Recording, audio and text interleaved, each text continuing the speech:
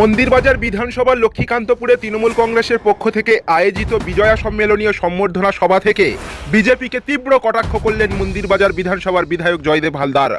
2026 সালের বিধানসভা নির্বাচনকে সামনে রেখেই তিনি বলেন, বাংলা বিরোধী বিজেপি সরকারকে বাংলার মানুষ কখনোই গ্রহণ করবে না।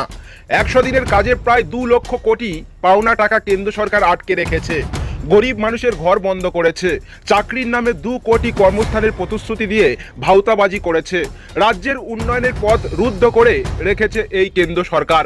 জল মিশনের টাকা আটকে রেখেছে, মিড ডে মিল প্রকল্পে টাকা আটকে রেখেছে, এমনকি শিক্ষাক্ষেত্রেও অর্থ রুদ্ধ করে উন্নয়নের পথকে আটকে রাখার চেষ্টা করছে তারা। 26-এ বিধানসভায় বাংলা বিরোধী তাদের মানুষ, বাংলার মানুষ কেন গ্রহণ করবে?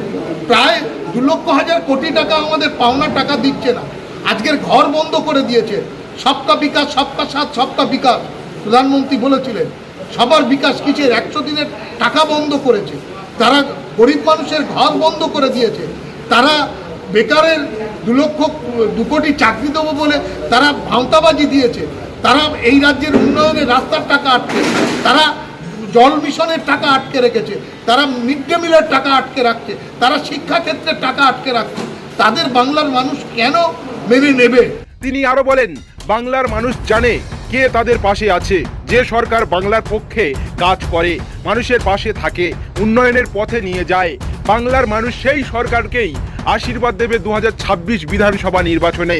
বাংলার মানুষ ঐক্যবদ্ধভাবে, জোটবদ্ধভাবে চতুর্থবারের মতো আবার বাংলার প্রিয় নেত্রী, বাংলার মা মমতা ব্যানার্জিকে চতুর্থবারে ব্যাপক সংখ্যায় ভোটাধিকার প্রয়োগ করে ব্যাপক সংখ্যায় তারা আবার ক্ষমতায় আনবে। সভাস্থলে উপস্থিত তৃণমূল কংগ্রেসের নেতাকর্মীরা বিজেপির বিরুদ্ধে একযোগে ক্ষোভ প্রকাশ করেন। তারা জানান, যে দল বাংলার গরিব মানুষের প্রাপ্য টাকা আটকে রাখে, বাংলার উন্নয়নকে বাধা দেয়, সেই দলকে বাংলার মানুষ ভোটে জবাব দেবে। এই বক্তব্যে 2026 বিধানসভা নির্বাচনের আগে মন্দিরবাজারে রাজনৈতিক উত্তাপ আরও চড়ে উঠেছে। রবিবার দক্ষিণ 24 পরগনার মন্দিরবাজার ব্লক তৃণমূল কংগ্রেসের উদ্যোগে বিজয়া সম্মেলনী ও সম্বর্ধনা সভা করা হয়, যেখানে সমাজের প্রবীণ নাগরিকদের সম্মান জানাতে বিশেষ সম্বর্ধনার আয়োজন করা হয়। তৃণমূল কংগ্রেসের এই সভায় বক্তাদের বক্তব্যে বারবার উঠে আসে আগামী 2026 সালের বিধানসভা নির্বাচনকে কেন্দ্র করে দলের কর্মপন্থা।